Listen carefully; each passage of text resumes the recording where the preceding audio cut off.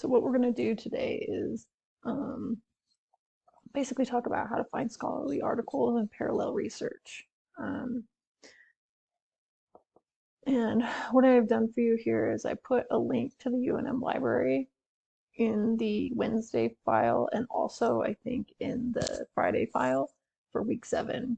But I want to show you also another way to find the library, which is when you go to my UNM, the library is right here. So that's a pretty simple um, way to do it. You can also Google it, but that's that. So that'll bring you up to this page right here, and you just want to scroll down and hit campus libraries, right? And then it'll bring you up to this right here. These are some different options that you can use as someone who has used the libraries a lot. I'm going to show you what works for me.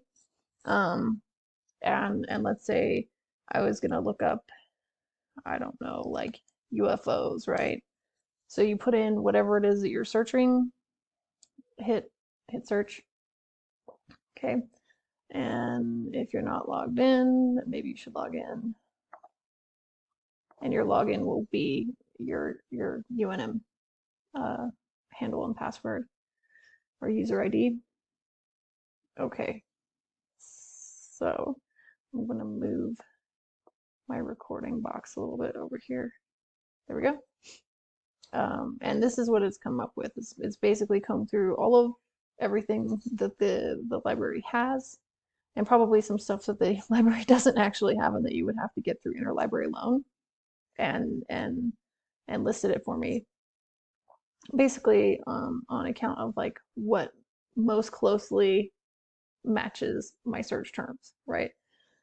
So then, if you're looking for a scholarly article, what you're actually going to want to do is go over here and hit limit to peer reviewed, because peer reviewed, that's what it means to be to have something published in a scholarly article. Is it means that that scholarly journal is peer reviewed, and by that they mean that everything that gets published in that journal is, before it's published, it's sent to other specialists in the field,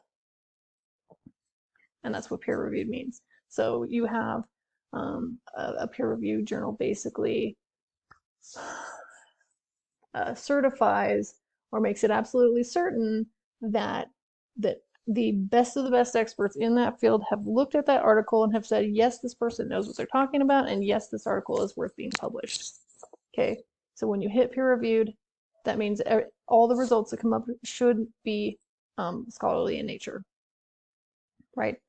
And then one of the things you can do too, if you want to, is hit full text, and that means it won't bring up anything that doesn't have a full text, because sometimes the search terms will come up with just abstracts, like just descriptions of articles that are not actually available, and you don't really want that unless you're desperate.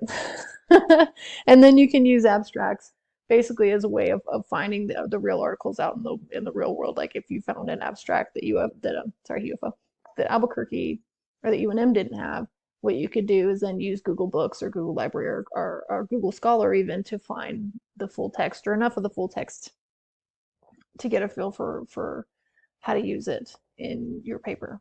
Right, so here it says American Cosmic, UFOs, Religion, Technology, by, I don't know what that says. And the story of the hidden, yeah. So I'm assuming that this is actually a review of something. Um, yeah, that looks like a book review. So UFO tool for unifying biomedical ontology, right? The UFO project and the initial survey results. The United Fight Against Prostate Cancer, UFO, right? So it's abbreviated. Beliefs and opinions about the existence of life outside of the Earth, right? So if you're actually doing something on UFOs, this would probably be the one thing in this list so far that really fits with what you're looking for. Okay, so right, here's another one that looks kind of interesting, right? So one of the other things I want to talk to you about is parallel research. So let's say we were going to do something on UFOs, right? And you say, okay, UFOs are reported to move at such and such speed.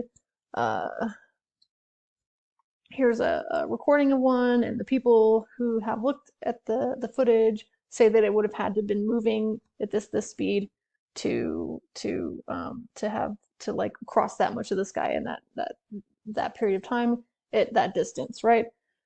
And then parallel research for that would be to go out and find out what the fastest moving military aircraft. Let's see. Let's do this.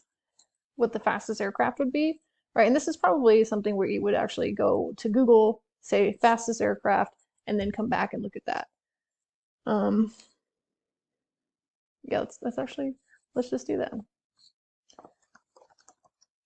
And then you could compare the speed of the fastest aircraft to what the estimation of the speed of the UFO in such and such clip was, right?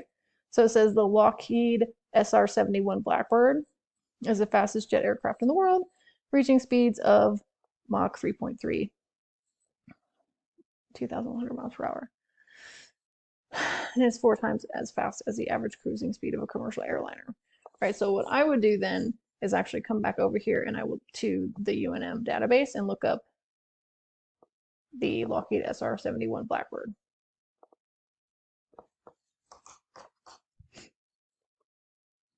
Let's see what it comes up with.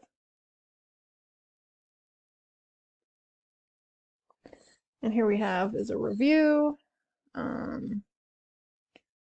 some kind of rare bird. You probably have to read that. That's from the Smithsonian. One of the most spectacular aircraft ever built. This is something that you could use, right? And that way what you've done is what I would call parallel research, right? You're actually writing a paper about UFOs, right? But it is really difficult to find academic articles that are actually about UFOs, right? So the next best thing is to use parallel research to back up some of the stuff you're saying, right? To say like, okay, it's estimated that, you know, UFOs move this fast. Well, this is the speed of the fastest aircraft that we have on Earth right now that we know about. And then you've done this kind of parallel research stuff, right? So in one of my previous videos, I was saying that if you had been writing about Bigfoot, right? What you would have to mention probably at some point that one of the various hairs that was attributed to Bigfoot was actually tested and found out to be like yak hair or something like that, right? Well, this would be a really good place for parallel research where you could actually go and do like some research on the chemical makeup of yak hair, or on the specific process that they do to do DNA testing on these types of hairs and stuff, right? There's all kinds of research that you can do that shows that you know what you're talking about and that you have adequately researched and really like dug into the fields that you're looking at without having to find evidence of things that you can't find evidence of, right? Like if you're writing a paper about zombies, it's probably going to be pretty hard to to find an academic essay about zombies. But what you can probably find is academic essays about tissue regeneration. You could probably find academic essays about people who have been dead for prolonged periods of time and who've been resuscitated.